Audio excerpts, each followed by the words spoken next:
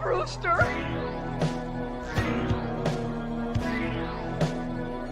We all go a little mad sometimes.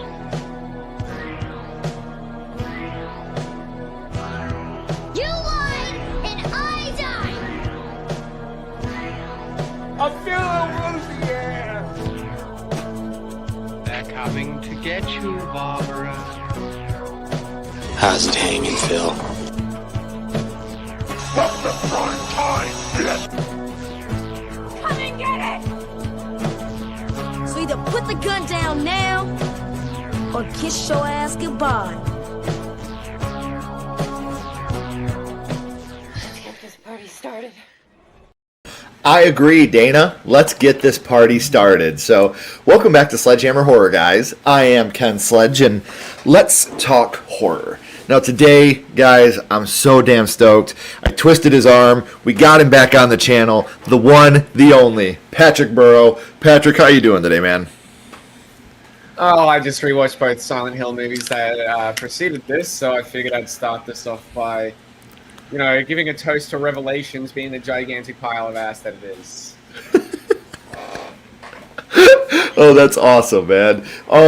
It's funny because I always have people hitting me up like, hey, what happened to Patrick? What happened to Patrick? And all I ever tell people is he's okay.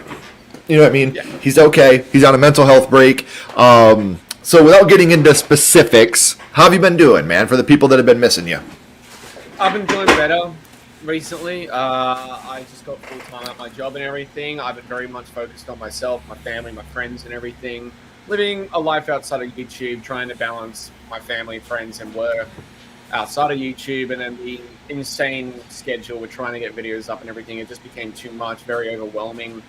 So I took a step back. I may have done it unannounced and everything, but I'm doing far, far better now. I have a really cool job as well. I work at the airport in airside operations. I get the really awesome honor of being the guy who jumps in a little vehicle attached to the front of an aircraft and pushing them out for dispatch and everything. So it's a really cool job. I might even show a video of it actually later from my perspective, so you guys can see what it's actually like seeing the aircraft push out that way. But, yeah, that's awesome, man.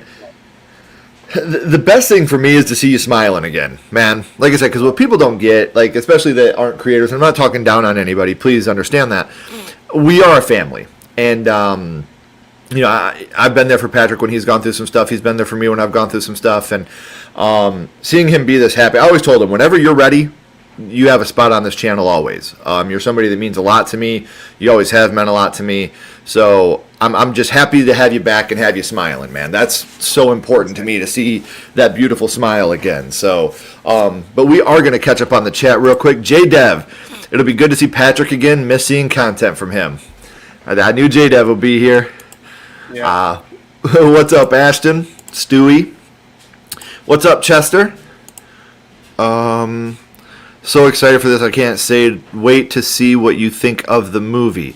We haven't seen the movie yet, Charles. Today we're pretty much just talking about what our expectations are for the film.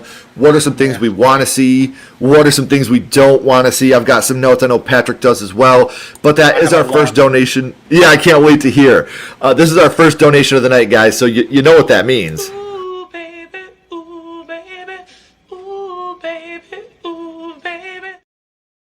It's never. Jason takes Manhattan from my brain. Granted, I don't like any of the Friday the 13th movies. Sorry, Ken. I am very much Michael Myers. He's better. He's got more favoritism in regards to good movies. My bad. No! No! No, it's all good, man. You know I love you. I'm ready to talk Saw. That will come again. A day will come where I bring Patrick on to talk Saw again. Actually, that will be brought up here because Hannah Emily Anderson from Jigsaw's in Return to Silent Hill. So there we go. Hell yeah. The intro needs some screen. I'll get there. I promise. I need to redo some more that intro and get some more stuff in there. Welcome back, Patrick Burow. God, this is so great to have you here, dude. What is up, Josh? Connor says he's excited to see you again. What's up, King Matthew? Health is important. Glad you made the decision. Yeah, and like I said, I just feel blessed that I get to have him in my life, and we get to continue to have conversation, and I've got to listen to him grow, and talking about kids and all these amazing things that he's doing in his life. It's just incredible. Leanna, hello. I can't stay long because I have another stream. Hey, thank you for hanging out for a little bit. What's up, Gory? Everybody's talking. So let's start off here real quick. Patrick, what are some things that you want to see in Return to Silent Hill? Like, what are some things that are non-negotiable? You need to see these in the film. The subtlety and the melancholic feel of the original game, because I think for this story, for James's journey, for everything with Maria, especially Angela, which we'll get into there. Why does my mic keep resetting its gain for some reason? I don't know why it's doing that. But I think you just went super, super loud, bro. Okay. I'm trying to turn up my mic and keep it at a stable level, but the gain keeps resetting itself. What I might do really That's all good. Is it good at this level? Yep, this is awesome. All right, cool. I just saw someone in the chat say, like, turn it up, maybe a little quiet, but that's all right. See, I don't know what is going on. It's crazy because the chat is not coming through. I'm gonna have to. I'm on my phone too, guys. So I'll be reading through my phone because it's not coming through the live chat again. Look here's where I'm at here on the live chat. And I'm logging into my phone because it's not. I'm seeing it come through on the Sledgehammer Horror on my phone, but not on the chat, guys. So I'll be reading your chats through the Sledgehammer Horror on my phone. So when you see me looking at my phone, that is why. It's not coming up on the screen for some reason. Yeah, I can't really automatically adjust mic volume. There we go. I can adjust the mic volume manually in StreamYard. There, is that good there, Ken? Yeah, sounds great. Little louder as well? Yep. All right, sweet. But no, I think the nuances, the subtlety, especially the emotion of the characters is really important, and it might be an unpopular opinion, but the really strange, otherworld, dreamlike conversations that feel very disjointed is super important. Even though the voice acting in the original game wasn't great from Guy Seehey and everything, I think that actually worked in the game's favor. And it added this dream-like, very mystical, otherworldly aspect, especially given the mindset that characters like Angela and James are in, based on what their own horrors and torments are. Sure. Now that the chat caught back up here, I am going to do this real quick. Couldn't finish the first one, didn't even attempt the second one. Second one looks absolute booty. It is, for sure. Okay, that's where that was. Silent Hill is my favorite game adaptation next to Mortal Kombat 95. I agree with that. I've never played the games, even as I've been Resident Evil, but my whole life. That's understood. What's up, Cam?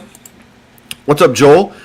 This is my friend Patrick Burow. He's an amazing, amazing human being that I would... used to be very, very active on YouTube. I twisted his arm to come back on and talk about Silent Hill with me because I knew how much he loved it. Something, and this may seem like a no-brainer to some people, but I gotta say it because I want to see this so bad in this. I need to have Eddie and Laura being Eddie and Laura in this game, or in the movie. We see in the trailer with Laura running around, so we know that. And then you see the guy in the jail cell. Is that what you're talking about? So I'm wondering if that's Eddie. There was a little TV spot posted on the Silent Hill Twitter account the other day where Eddie says you woke him up, and Laura even makes a mention of the monsters. Oh, and man, I haven't seen that. I'm really upset over that because Laura is a young child who is sick in the hospital with Mary. She can't see the monsters, and while Eddie can see monsters, they are different to James's. Because he has his own monsters, his own nightmares, based on the jock that he killed and his dog, which leads to the freezer room boss fight, which is hilarious in the original game, but really tense in the remake. See, what I love about that, corpses can't laugh. You know what I mean? Like, that line is terrifying. That line is so good. That line is so good, and I love that it's a dead version of as well. Perspective, you're seeing something entirely else, and I love that. I think it's great. Yep. I'm trying to look here and see some of the other notes. I hope okay, now here, this is where it's going to get, for people, obviously we're going to be spoiling things from the video game, guys. Like, that's going to be happening. So we don't know if these are going to be spoilers for the movie. We obviously have not seen it yet. But, we got to at least give the spoiler warning. I hope that we get unhinged Angela, but I hope we can clean up her backstory a little bit, if you know what I mean. That's interesting, because I'm personally of the belief that the remake did a good job of that already, but this movie was in development before the remake even came out in the October of 24. And for that, what I mean is everything with Abstract Daddy, which we'll talk about Abstract Daddy in a moment, because I have some thoughts there regarding this film, which is one of my big concerns. I think they did a really good job of further developing Angela's character regarding Abstract Daddy and the personification of him, even enhancing that boss fight way more with a labyrinth-type maze to escape him before you get to that big room. Now, they do have, and I have seen set photos, they do have the room from the original Silent Hill 2 game as his encounter. We do see that in the set photos, and it's on a gigantic stage. It is practical, it looks like, which, beautiful. However, I don't see them going into Angela's backstory all too much, and a big reason for that is where film is today with the MPA. Sure. Angela is and I'm going to bring up a very sensitive topic right now, a very sensitive subject matter that a lot of people might not be comfortable with, regarding SA and everything. If you're not comfortable, I do apologize. Angela was a character who was domestically, physically, and sexually abused by her father. Hence the representation of a molded human body, a gigantic genitalia inside of a door, essentially, of Abstract Daddy. Because it represented the pounding, the banging, and the bashing of a door, while also then coming into sexually, physically, and domestically abuse her. I don't see the NPA allowing even an R-rated, MA 15+, if you're in Australia like I am, movie covering such a topic without it getting an NC-17. That's... especially with as graphic as they go in the game. And full transparency, once again, I have not played the remake. I've only played the original. Really? So, yeah, everything that I know is from the original Silent Hill 2. Right. Did you play it on PS2 when it first came out in 01, predating my birth? Yes. Yeah, thanks for bringing that up, by the way. Yeah, the game just turned 25, by the way. Happy 40th. Yeah, thank you. Yeah, I remember renting this when it came out. I'm geriatric. I do remember. You would have been about 14, right? Based on when your birthday is. It came out in January 01. Yeah, I had just turned 15. I turned 15 January 10th of that year. And so, 14, 15. I actually think it came out a day after your birthday then. I was just going to say, I'm pretty sure I got the game for my birthday. Like, that was my birthday present, was a pre-order of Silent Hill 2. Hold on, real quick. I do want to catch up on the chat real quick. Everybody's talking to each other. I think the sequel will be better than the original, but why did it take so long for this? I think a lot of this has to do... Yeah. You want to answer this one? Silent Hill died in 2012 with Silent Hill Downpour, and a big reason for that is because Hyperjinx, there's certain studios in the western regions took over. Team Silent left with Silent Hill for the Room back in 05, which is the only, and I'm going to correct Christopher Gans on this and his recent behind-the-scenes featurette, Akira Yamaoka did not create Silent Hill. It was not created by him. He's the composer. He only directed one game, and that was Silent Hill for the Room, which, underrated, not meant to be a Silent Hill game, by the way. It was originally just titled Room 302 or something. Which is the room that Henry's in for most of that game, aside from when he goes through the little manhole. But when Silent Hill Homecoming came out, it was panned by critics. Silent Hill Shattered Memories was a really unique reimagining of the original game on the Wii and PS2 and PSP. Silent Hill Origins was a decent game that had a unique aspect that I think bastardized, in my opinion, the other world and the freedom of that. But also, with Travis Grady, it messed up a lot of the lore with Alessa Gillespie and everything, predating Silent Hill 1. But Downpour and Book of Memories, which was a PSP dungeon crawler Silent Hill game like Diablo and everything, just butchered the series and eventually Konami put the final nail in the coffin when they cancelled Hideo Kojima's Silent Hills, which I will forever never forgive them about. But it did give us Death Stranding, and I really like Death Stranding. Silent Hills, is that the one that was supposed to have Norman Reedus in it? Yep, the one that was PT was the playable teaser, which, by the way, people forget, PT is not a Silent Hill game. It's a playable teaser to show the atmosphere and what it could be for Silent Hills. Right. So I'll never forgive them for not allowing Hideo Kojima to do that, because he was actually with, like, Guillermo del Toro and everything for that game. Like, that's crazy. Hellboy, Pan's Labyrinth, and everything. The most recent Frankenstein movie. But yeah, the franchise kind of died and was completely absent from 2012 till 2022, when it was announced that Silent Hill 2 Remake, Silent Hill F, Townfall, and a movie were coming out. As well as the short message, and then that god-awful web series, Silent Hill Ascension, which was not a great return to the franchise after many years. Yeah. But yeah, it took a long time because Silent Hill Revelations sucked. The franchise died in 2012. And ironically, I believe Silent Hill Revelations came out the same year that the series got put on a back burner. Sure. And I like the first movie. I very much like the first movie, even though it does change a lot of stuff. Revelations can suck my Lance Armstrong. Oh, that's awesome. See, and I wasn't a huge fan of either movie. I got to be completely honest with you. Right. Ken's hair looks badass. I'm going to tell Ashley you said that, Master. That finally somebody has said it. What's up, Jerry? I'm surprised you're calling someone else Master instead of Ashley. Sorry, bad joke, crude joke. Yeah. Hopefully she didn't hear me. I'll be sleeping on the couch tonight. My horror face.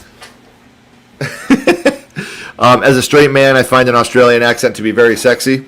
We all do. And Patrick makes it sound really good. I'm going to go get myself a little meat pie after this with a little bit of booze. You want to turn your mic up just a hair? They're saying you're still kind of quiet. I'll do it in the settings for... Suck my Lance Armstrong. Yeah. Oh, God, that's fade. My bad. Wrong thing. No, audio. I love it. Something else I wanted to talk about.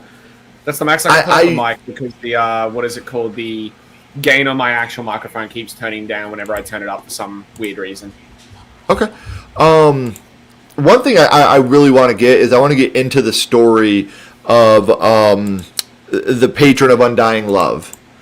I think that could be a big centerpiece of this movie. What are your thoughts of that, of the patron of undying love story? It's very important, especially regarding James to Mary. It's a part of the reason to why he returns to Silent Hill in the first place, to their special place, the Lakeview Hotel. Chase the light. Yeah. And it gives him false hope because he's a very, very deranged and damaged individual. And one thing about this movie I'm really excited about is that they are going more into his alcoholism, it looks like. Mm-hmm. Which, awesome touch. Awesome touch. I really like that. I'm curious. I have an idea of which ending they're going to go with, in the sense of undying. Hold on. We're going to get there, because we're going to talk a little bit about each ending, for sure. We'll get there eventually, for sure. But I have a feeling, especially given some stuff that is shown in some of the marketing of the trailers, I have a very big idea where this is going to go ending-wise, and I'm not happy about it. Is it water? No. That's my favorite. Oh, really? That's my favorite ending. That's the ending I think they should go with, but I don't think it's that. See, I said most likely, and just let me know if this is one of the two. Because I said I have my favorite endings, and I have which ending I think they're going to go with. And I said the most likely is either going to be Leave or Stillness. I don't see them doing Stillness because that's remake. See, that's the only thing I seen was the remake. That's the only thing I know about the remake. I watched every ending again today. So, if you look up on PlayStation Trophies for the bastardized Silent Hill HD collection, I hate that collection so much. But I think Hyperjinx had a very hard task with the missing source code for that game. But there are 6 endings being Rebirth, Leave, In Water, Maria, Dog, and UFO. I think for the sake of the story that they're trying to do, I think for the sake of The fact that they're including the cult of the Order in this movie, it looks like, for Mary's healing. That looks like we're going to be getting. I think we're getting Rebirth. Okay. And if they do go that route, I want to see some references to the Goblet, the Book of Crimson Ceremony. I want to see the White Chrism and all that sort of stuff. As it is in the trailer, it looks like James, as a little reference, has the UFO pendant on his around his neck, which is a really cool little touch. I don't see them doing a UFO ending. Silent Hill 2. Well, I think you and I can both agree that UFO and dog are off the table. Nah, come on. Let me see him talking. Let me see him talking Japanese or Polish. Like, I don't mind Rebirth. I mean, I don't. But man, like for me, I think Water would be the perfect ending to this one, and I do like Bliss as well. But Stillness, I think, him going into the TV. That one's Stillness, right? yes. See, I think that would be a perfect ending too. I think that there's, of the 6 endings, 4 I think reasonably could happen. And I think that reasonably 4 could have been filmed and we could have been, we could get those as special features on a physical release with the 4 different endings. I wonder if they're going to do something unique like they did with terrible movies, don't get me wrong, but Unfriended the Dark Web and Escape Room 2. What if, depending on the session you go to, you will get a different ending? That would be awesome. That would be incredible. How else, in today's world, how many people you could get talking about this just from that? Yeah. Like, that's not the ending I saw. That's not the ending I saw. And you're going to get I forgot Isabella Thurman. I didn't even realize Isabella Thurman was even in Escape Room 2 until there was the discussion of the different endings. I'm like, wait, there's an alternate ending with like an additional 45 minutes that was shown in theaters? What? How did I miss that? Right. Yeah, I'm super stoked. If you guys have any questions about, or if you want to tell us what you think of the upcoming Silent Hill, which is coming out in 2 days for us here, coming out tomorrow for Patrick, please ask questions. We would love to be able to answer them. Well, I am going to knock one possible ending off the table right now really quickly. Yeah. It cannot, under any circumstances, be Maria. The one where he goes with Maria, she gets sick again. And the reason for that is evident in the trailer, we will be seeing Moth Mary. And that is the only ending in the game where you do not fight Moth Mary. Yep. See, and I just don't think... The game's confusing enough with the amount of times Maria dies and comes back. You know what I mean? So, I don't want to... I'm with you. I don't want to see Maria ending. That's the one that I would least like to see, if we're being honest. Mine's Lee. Connor says, what do you... Connor says, what do you guys think of Markiplier's Iron Lung coming out next week? I'll be seeing it opening night, but I have no expectations. I know nothing about the movie. I haven't even watched the trailer. Okay. Ashley and I said we're going to go into this one blind. I played the game for the first time actually last night. It's very short. It's 2 hours long. I think it's from a Russian developer. Very simple concept. It's very good. The game is very. Oh, you've seen it? No. I played the game that it's based on. Oh, okay. It's a video game adaptation. My game keeps dropping down. I don't know why. So I played the game for the first time last night because a buddy of mine gifted it to me, and it's very good. Very simple concept.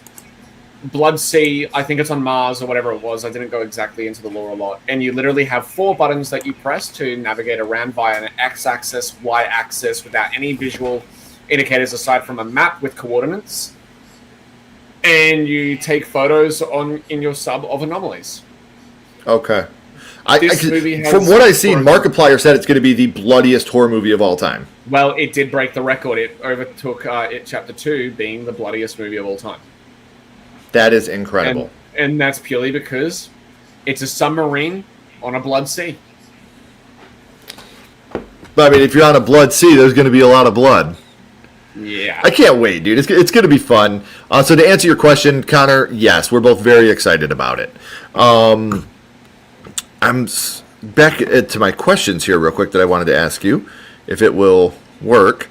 How how cool do you think it would be if we got the Trick or Treat radio show as a little part of the movie?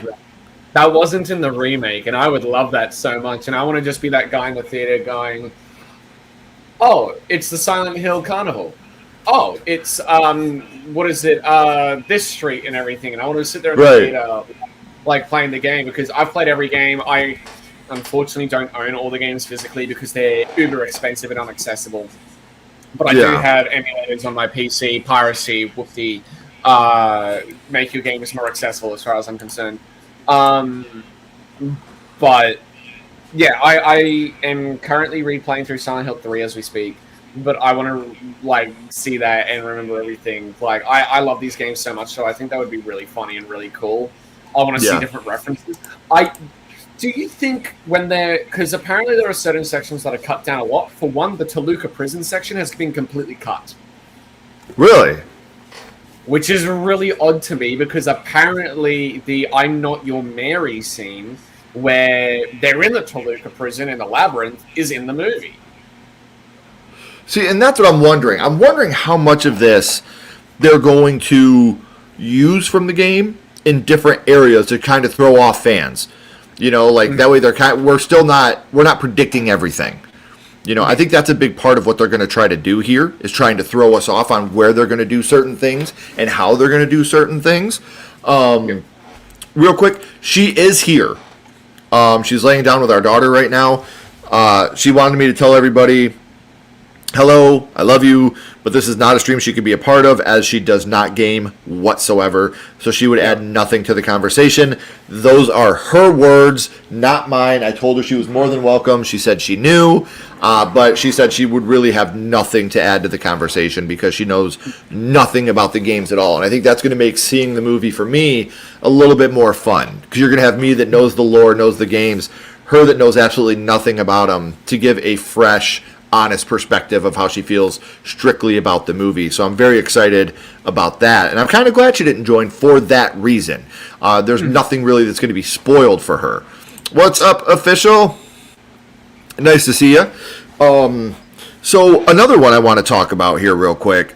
We talked a little about the Trick or Treat radio show. I think that would be a lot of fun to see how they could incorporate that. And do you think if they do that, they'll do the box in regards to him finding ammunition or resources and everything? See, and that's what I'm wondering, man. And like, will we be able to do like a broken record jukebox? You know? Well, yeah, because that was a remake exclusive, and I'm wondering if they threw that in there. Because that's another thing, the puzzles. Are they going to do the puzzles, like the coins and the rings? That labyrinth puzzle. The rings are really cool. Do the labyrinth puzzle. Oh my god, if they do that labyrinth puzzle, I'm going to shit myself because I hate that puzzle so much in the original game. I can never get in the original game, I can get the correct figuration every time I remembered it on every difficulty. In the remake, I can't remember worth shit. That's hilarious. See, I need to play the remake because today I was watching some cutscenes from the remake just to kind of, you know, I don't know enough about the remake still, but I watched some of the cutscenes just so I could kind of understand a little bit, just in case there are those scenes in the movie. And I put those into my notes, like things that I didn't remember. Like, I don't remember doing this. Was this in the game? Because, like I said, it's been 25 years since I've played the game. Yeah, jukebox puzzle is unique to the remake. Okay. Because it requires a lot more exploration of the town. Like, you need to go to a music shop, you need to go to a bar and everything, and get a button and a coin, and you need to get glue with another half of the record piece and everything. Not in the original game. I'm really glad that they expanded it so much. See, I love this. I've never played the games either, but I'm still really excited. And then I doubt they will do the puzzles. I think they got to have at least a couple of them in there, I would think. What's up, Lindsay? It is in the movie. Okay. I just hope the scene with James and Angela in the apartment is in the movie. That has to be my favorite cutscene from the game. Okay, Patrick knows that one is in there. Yeah, it's in the trailers and a lot of the TV spot marketing. That's also my favorite cutscene. That is such an important cutscene for the game and the story. And Angela going from this really depressed... Is that the knife one? Yeah. Okay. Like I said, I was watching cutscenes trying to refresh myself. I'm always an open book with you guys. I'm always transparent. I haven't played the game in 25 years, so I have been refreshing myself on the cutscenes. And it's funny because I have a cousin named Britley, And when I was young and this game came out, Britley would come over when I would play it, and she would watch the cutscenes, and she would go up and hang out. Then she'd come watch the cutscenes, and then she'd go hang out. And I told her this was coming out, and that's what it was, and she remembered it right away. She's like, "Oh, that's so incredible." So when we're talking about Angela, obviously we're talking about Laura as well. Which one of these characters do you hope has a bigger piece of the movie?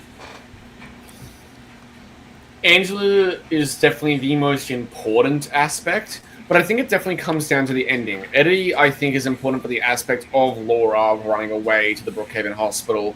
I don't know if they're going to do the pizza at the bowling alley or the ice cream in the movie theater, because they did change that up from remake to the original. I kind of hope it's the theater with the ice cream, because there's actually something very subtle in the remake with that. When he's eating the ice cream, you can actually see him breathing steam as if he's very cold. That's James, cool. however, is not. And that mirrors the location of the pig freezer and the meat locker with the boss fight, and how cold he is and how timid he is compared to Angela, who her entire world around her seems like it's burning and on fire.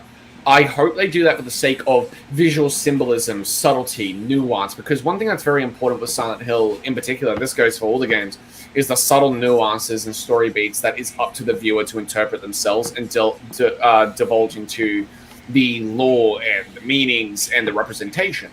All the creatures, for that matter, are very representative of this, which is why, even though I clearly like the first movie, I hate the fact that Pyramid Head, the lying figures, and the bubblehead nurses are in this fucking film.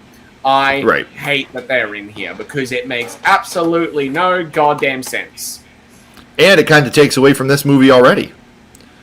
Yeah, because the bubblehead nurses are representations of... I actually wrote down notes because I needed to get my thoughts together regarding what their representations are. Lying figures are physical manifestations of James Sunderland's guilt, repressed memories, and internal suffering regarding his wife Mary's agonizing death. Flesh lips, which was not in the original movie, obviously, is symbolic representation of James Sunderland's wife Mary in her final sickly days. But also, there's a sexual desire and aspect of it, hence the appearance of the bubblehead nurses. But also, the reason why they're called bubblehead nurses and have that inflated head is representation of the suffocation. No, I'm not going to mention that, Ashley. I'm not. Yeah. No, I'm not going to mention that in case anyone in chat hasn't played the game, because that's a really cool thing. That's sort of a twist. There's a big Shyamalan-esque twist in Silent Hill 2 that no one saw coming the first time they played it. Oh, especially when you get the reveal to Laura. Yeah. And you're like, what does that mean? You know what I mean? I love that. I will say this.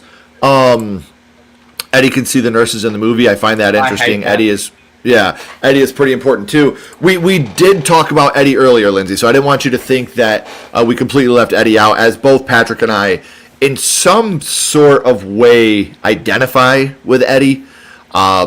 Growing up the way that I did, especially, I had gone through bullying at certain points, and I didn't want to speak for you, Patrick. You have your own voice, and I love for you to use it.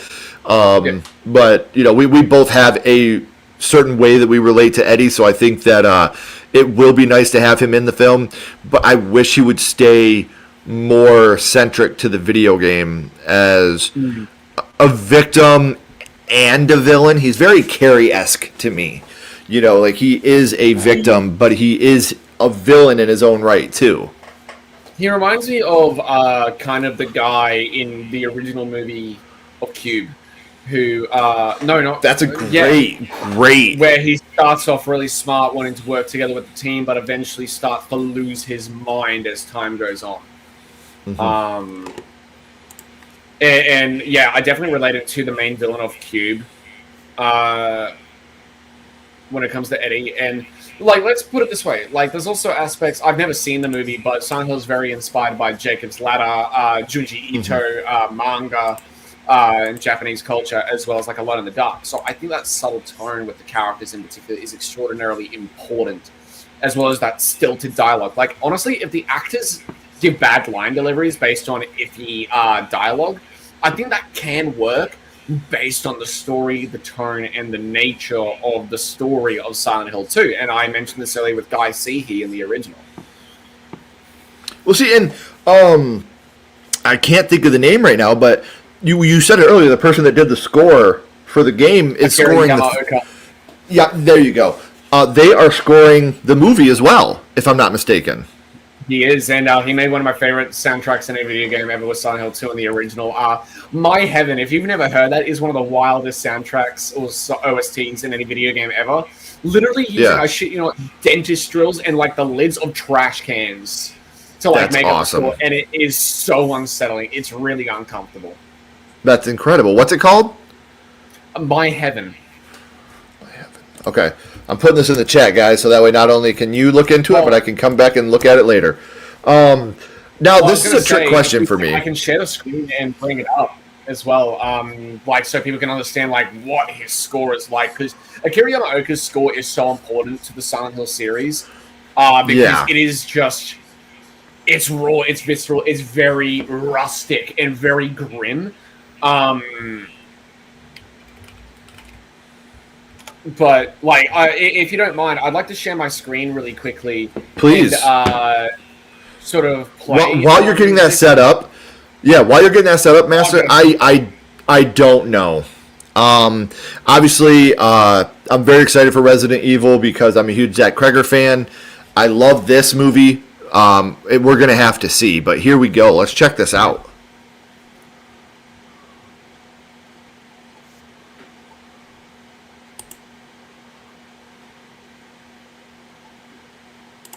Agreed.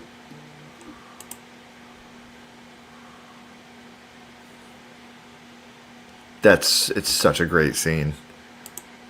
Yeah, it is. Is it playing? Yeah, it is. Can you not hear the audio? Mm-mm. Ah, damn, that's a shame. Does it not play the audio? I can't wait to see it. Yeah, see, we can't hear it. 100%. 100%. It's up there with Zombies Ate My Neighbors and Castlevania 2 Simon's Quest for me. Those are probably my top 3. So, there's no way I can really have it. But, yeah, if you get the chance, like, or even if you can pull it up on your end, maybe, like, My Heaven is so uncomfortable just to even hear. Like, let me see if I can get it to come up and see if we can get people to actually hear it.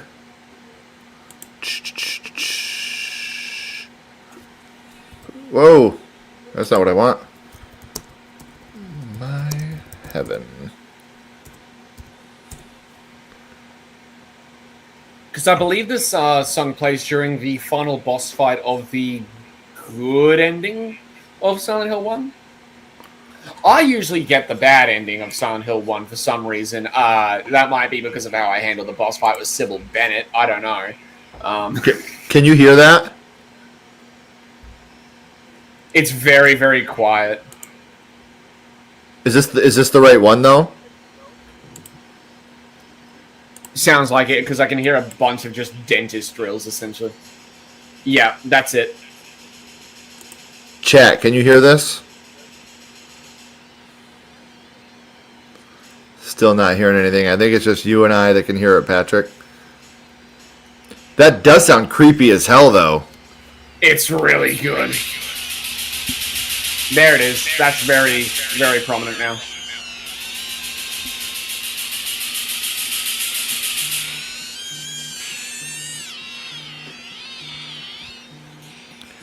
Hey, chat, everybody. Patrick's going to talk to you guys for a minute. My grandfather is very sick, and my grandmother is calling me right now. So, Patrick, do you mind talking for 1 second? No, that's all good. But I'll just go back into like some things I. Oh, you're not muted, Ken.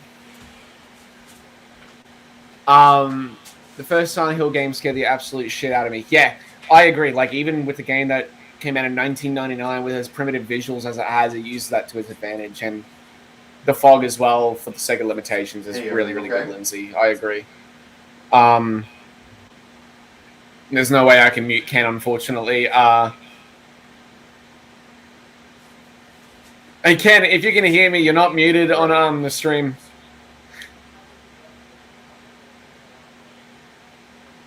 Okay, I'm just going to keep talking and everything, but I think my biggest concern about the Silent Hill movie that's coming out tomorrow for me, 2 days for Ken, is definitely the part where Laura and Eddie can seemingly see the monsters that James is seeing, like the lying figures, the bubblehead nurses, It's all just going to flesh lips, Well, no, it's not and even everything. It depends on how the roads are.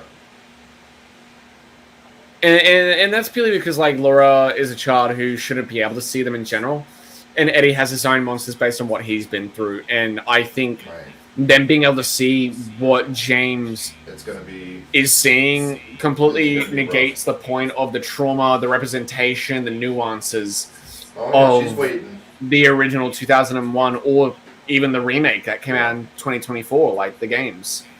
I think they're very important aspects. I love you very much, and I'll talk to you tomorrow. Dan. But sorry about that, guys. I tried getting your attention. You weren't muted, unfortunately, on the stream. Oh shit! I'm sorry. Yeah, it's to the point to where my grandpa is. We're looking at days, you know. Yeah.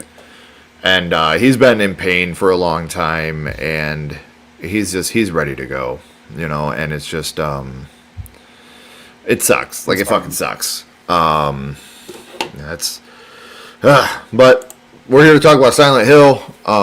Yeah. I did take my earpiece out. Sorry, guys. I'm sorry you guys had to hear all that. For real. I'm very sorry.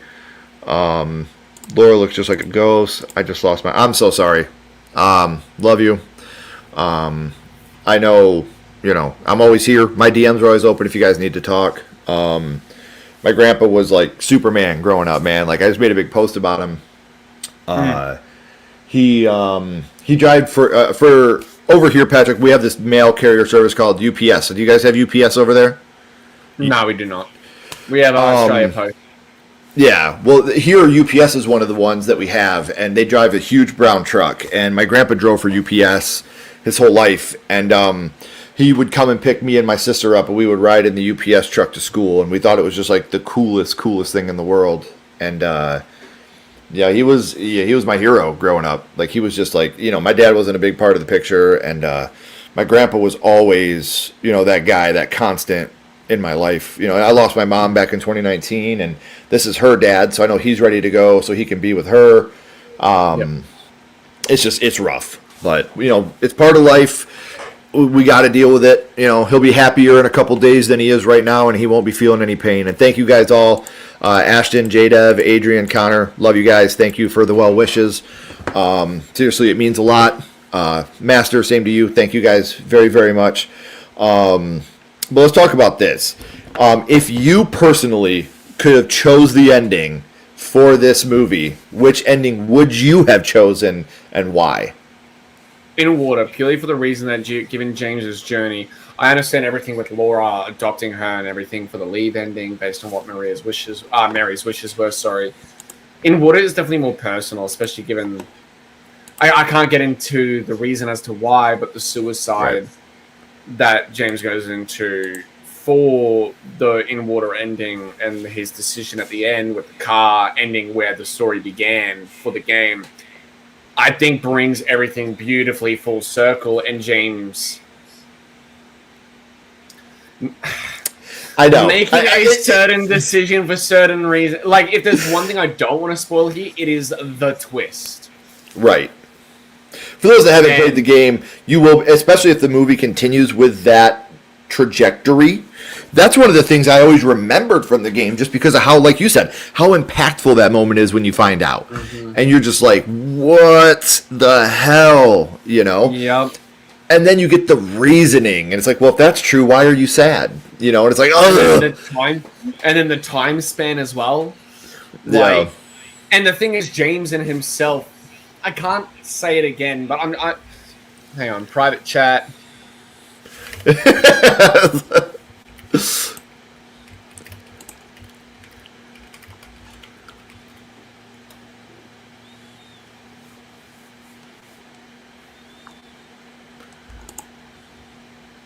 Yes. I just saying, I'm not sorry, gonna say guys. it, but everyone knows where I'm coming from. I really don't want to spoil the twist. Well, here's something we can't spoil, Patrick. After we've both seen the movie, Patrick, Ashley, and I will be doing this once more to give a deep dive into the film. So then we will talk about the things that we're talking about right now that we don't want to spoil. But Patrick did agree to come back on at least one more time after we've seen the movie to be able to have a deep dive conversation about what we loved about the movie, what we wish they would have or wouldn't have done. And I think that'll be fun too to have Ashley's perspective on just the movie itself. Right. Yeah. So that is something that I'm going to break the fourth wall here, guys. And I'm not trying to be that guy. Let me make sure I'm not going to get myself in any trouble here. How can I do this without actually showing? Right when we're done here, I will be watching the movie. I just got this screener about 25 minutes ago, about 20 minutes into us recording. I got the Return to Silent Hill screener. So right when this is over, I'm going to be watching the film. Let me join. Oh, man, if it wasn't for embargoes and shit, you know I would, buddy. And everything, yeah. You know I would. Because trust me, when I got my Spiral screener in 2021, because I got sent a screener the day after I saw the movie, weirdly enough, in theaters, which was really strange from Lionsgate to do. But a buddy of mine who was also a Saw fan was like, "Oh man, screen it for me, blah blah blah," and I'm like, "I can't because they will know if I'm screening the movie to other platforms, like unless I have a capture card, which I do have, but Right. I didn't have at the time." Because you have to do it to like a third party like splitter and everything for them not to pick up that you're screening it to other stuff. And it's just honestly like when you get, it's just not worth it. You know what I mean? Like it's so I don't want to lose the ability to do any of this. You know what I mean? Like, and these companies trust us. Yeah, dude. And these companies trust us to do this. And I'm under embargo until Thursday night, American. You know, like I can't talk about this until I can't post our review. I can't do anything until Thursday night, American. So I literally just got this as we were talking. That's why I've been on my phone like, ain't no way this finally went through because I've been asking for it for about a week. So, yeah, it's really, I'm excited to watch it, and I'm excited for what the potential could be of what we're going to be getting. So, if you could choose one boss from this game to make an appearance in the movie, which I'm trying to word this, which a final boss, what would you choose for this movie? Pyramid Head's the obvious choice, but we know that's going to happen anyway, an encounter with Pyramid Head anyway. Especially given that he represents James's guilt and want for punishment, as well as his execution and judgment. I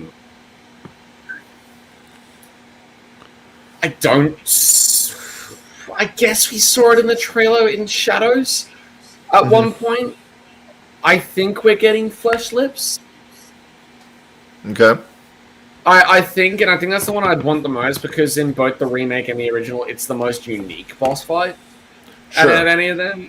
In the original, it's asinine. It's in a very tight, claustrophobic room with two of them, and it makes me want to throw myself out a window into a brick wall because the controls with the stilted fixed camera angles and everything for that boss fight make it really a chore to get through sometimes, but like in a really good way. I think that the dated mechanics of that game really are in favor of that boss fight in regards to like difficulty in particular. I can confirm we're getting every other boss fight in the game though. Like we've seen Moth Mary in the trailer. We've seen Moth Mary in the trailer, and we got our first look the other day on Twitter of Abstract Daddy.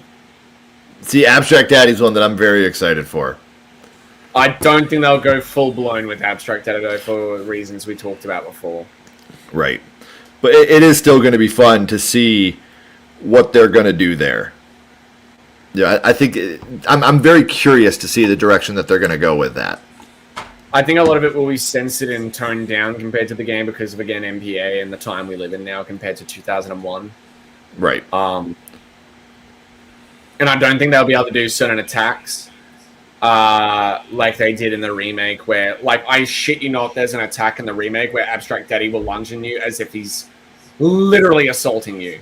Yeah. And it's really gross, but it works with the themes. And this is why I think Silent Hill 2 in particular is the hardest game in the series to adapt to a film, because I just don't think you can do it. And this is my big concern. This movie's 100 minutes long.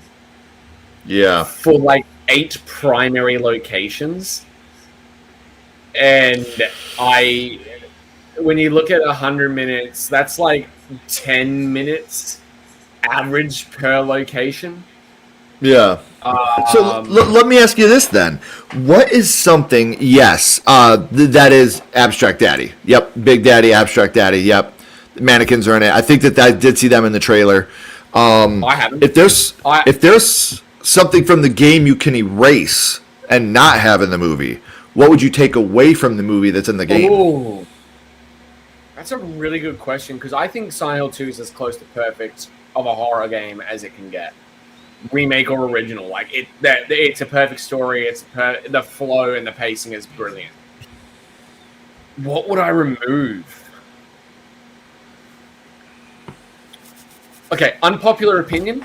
I would not remove the walk to Silent Hill, because that walk in the forest is so important in regards to James's descent into madness and the point of no return. Right. I would not remove the Historical Society, because that's how he gets down to Toluca Prison, but I guess they've already done that.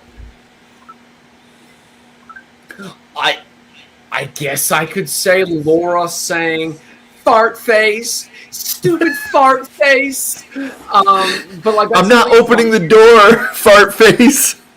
I think that's a part of the charm, though, and really funny, and I would love to see it in there to show they have actually played the game, because from all the marketing and them misconstruing that Akira Yamaoka made the game, I'm not convinced Christoph Gans has actually played this goddamn game. I'm not convinced. If there's anything I could remove. Everybody knows it's.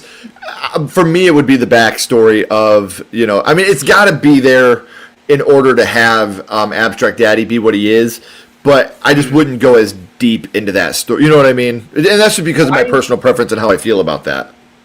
I personally agree, but like the thing is, like, I don't see the need for sexual assault, sex scenes, whether you're straight, lesbian, gay, trans, whatever. I don't care. Whatever. I just don't see the need for sex scenes in movies in general. I think a quick cutaway and then the emotions the characters feel afterwards is far more impressive and far more telling of how they feel after such an act and moment. Sure.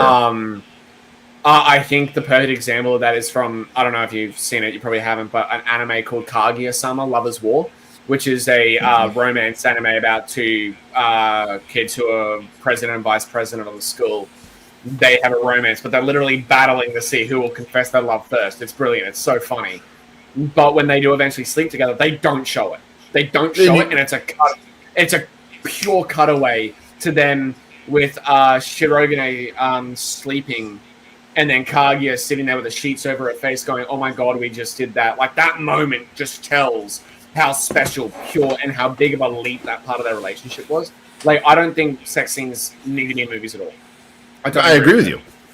I agree. 13-year-old me loved to see boobies. 40-year-old me is just like, give me a good story.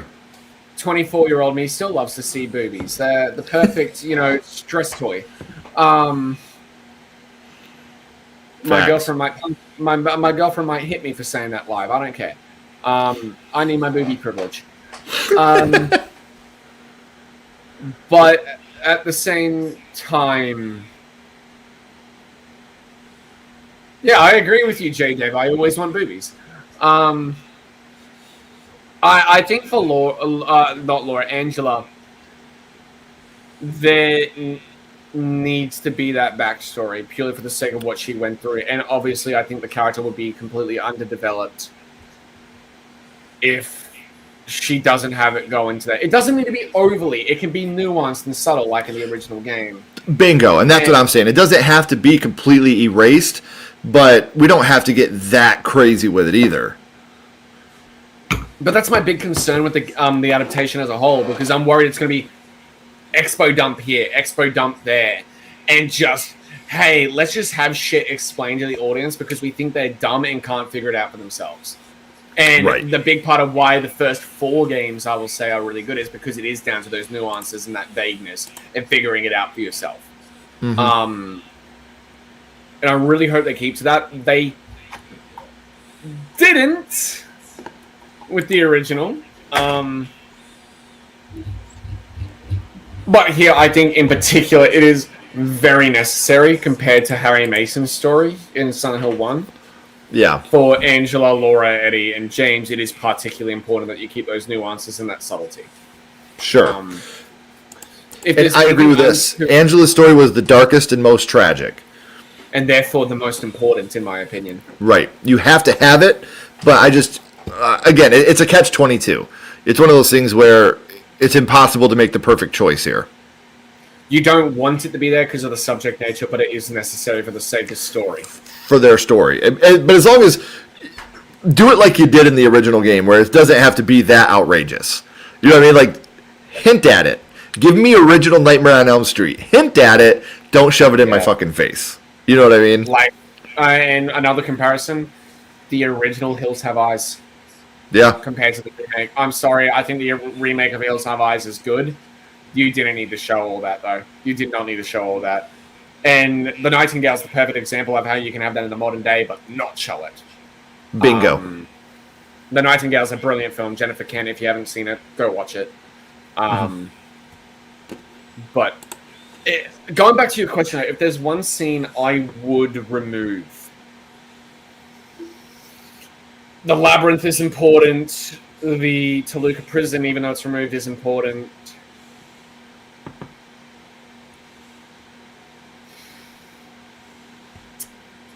Fuck, that's a really hard question because everything in that game serves a purpose. Like, it's like asking the question, what would you remove from Empire Strikes Back?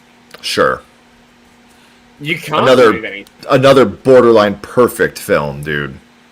What would you remove from Shawshank? What would you remove from Green Mile? Like, what would you remove from Jaws? Like, that's an almost impossible question. I'd have to honestly go the remake here. And if you haven't played the remake yet, I know it's only 2 years old and I do apologize. I would have to go down the route of saying, under no circumstances should you include the Closer. Now, the Closer were the creatures that had the big fat arms. Forgive me, I don't know what YouTube's restrictions or anything are these days regarding monetization with certain words, but they have essentially a vagina for a face. And it's meant to represent the fear and the coming of age of Heather Mason. They were included in the Silent Hill 2 remake. Don't know why, but their inclusion is very minimal, and it's there just to be a pain in my neck in a section where you have nothing. You know, the section of the original where you have to put everything in the locker, you can't have anything on you, and you have to be defenseless? Yeah. They have them there, like, leaping on the ceiling, crawling and everything, and you have to work your way around them, which is very terrifying. The symbolism just doesn't make sense, especially when we know they're in development of a Silent Hill 1 remake, so Silent Hill 3 remake is almost inevitable, considering 3 is a direct sequel to 1. Well, that's what Lindsay was just saying, too. Like, they're the first monster you encounter in Silent Hill 3. Yeah, they are. They are, and they're brilliant in Silent Hill 3. Aw, Joanna, thank you. Love you. But yeah, they're removing the Closest from this movie and not having them in there like in the remake, I think is... Because they were only in the Toluca prison. There was even like a mini-boss with one of them when you were getting one of the wind-up music boxes for like the old Disneys and everything. I think it was Little Mermaid that you were picking up when you encountered it as a mini-boss. Okay. I really hope they don't include the Closest because, I mean, they already butchered Silent Hill Revelations. Please don't throw what should have been in Revelations into this movie and butcher it more in a sloppy adaptation of it from the remake at a last-minute thing, because we know they were they were in the middle of production, like mid-production, when the remake came out. Yeah. So, yeah. If anything, though, from the original, remove the goddamn puzzle regarding the juice boxes down the garbage chute. God, what a headache. That'll work. Just remove it. Like that part to get that coin does not need to be there. Right. Well, Joanna, because of your donation, I gotta let you know. I'm proud of you, you know that. I hope you do. Thank you very Is that much. Mr. Rogers? Yes, it was. Yes, Yeah, it is. I didn't grow up with Mr. Rogers, but I saw the movie with Tom Hanks. I didn't like it. I didn't think it was very good, but like... I haven't seen it just because I think I'll cry too much. See, that's what I thought. So that's not Eddie in the cell in the trailer? I think that's the scene after he throws up in the toilet in the, the west side apartments. Oh, okay. Okay, because I saw that too, and I was like, wait a minute. Yeah. Yeah, poor I think Douglas. that's while he's getting the coins and everything, and because you see him banging on this little cell, but it looks like a long corridor behind him. So I'm gonna say, I think that is very much early on in the movie after you meet Eddie for the first time. Sure. There is a question here for you, Patrick. So I'm going to be getting off here in a second. I'm not going to lie. Love talking with you guys, but my kids do have school tomorrow, and I still got to be dad and put them to bed. Patrick, what do you think of Saw going to Blumhouse with James Wan and Lee Winnell returning? Hate it. Not a fan? Hate it. I'm sorry. I don't think Blumhouse has made a good movie in good to 7 years. I'm sorry. Insidious, The Red Door sucked. Halloween Kills was fine. Halloween Ends blew chunks. Exorcist Believer, I Want to Forget. Megan 2.0 and Megan 1, I think, are horrendous horror movies. I hate the first Megan. I don't know what cracked the fucking... I love it, man! Like, I do. I love it. Hey, Ken, what were you smoking? I want some of that. Right. But that's what's so fun about it, man, is the fact that we can all watch the exact same thing and have such different opinions about it. If we all felt the same, the shit would be boring, man. So I love the fact that I hear this shit from you, you know? Like, when I hear you say that you dislike something that I like, or I never get upset with people for that. I'm a defender of Insidious Chapter 3, and people apparently hate that movie. I don't know why. Wait, so you like Insidious Chapter 3? Is that what you said? Okay. Anyone else have an opinion I don't give a fuck about? Yeah, well, guess what? At least it's better than Insidious Chapter 2. At least I can see what's going on in Insidious The Last Key. Slut. And hey, at least it has genuine tension from a perilous situation, unlike Insidious 1. Fuck you. Oh, that's awesome, man. No, that's like I said. This has been so fun to have you back, dude. And like I've missed you so goddamn much, and I really hope that at some point. And again, this is just me being selfish. The number one priority is always going to be your health and your sanity. But I do hope at some point we can get you back on, making videos again. I always loved tuning in. I loved your deep dives and your knowledge. You've always been someone that has been an inspiration to me with just your commitment and your hard work and your dedication to your craft. And like I said, guys, he is going to be back to do a deep dive into the movie once we've all seen it. I sent you a message about that as well. Saturday, my time, after I get off work, hopefully, and it'll be very, very late for you. Don't get me wrong, but it will be a weekend, all going into a weekend and everything. So hopefully that will work out because my work schedule this week is just biffed. Of course, because shift worker and everything, I don't exactly get to choose consistent hours. Okay. Well, like I said, as soon as you watch the movie, let me know what you think. Cause I'm going to watch it tonight after I get my daughters to bed. Like I said, we do have school in the morning. And obviously, I'm not going to spoil anything for you. But let me know what you think as soon as you watch it. That way we can at least have a conversation between us about it. Of course. Don't go anywhere, though, Patrick. I do got a couple more questions for you, obviously. Everyone that's been here tonight, thank you guys for stopping in and hanging out with Patrick and I. And as soon as I have a date and a time for us to come back and do this again, I will let you guys know right away. So thank you guys for being here. If you haven't already, please like, comment, and subscribe. It does help build the channel more than you know. And follow Sledgehammer Horror on social media. Those links are in the description as well. But until next time, keep talking horror. Stay what you are, and we'll see you guys soon.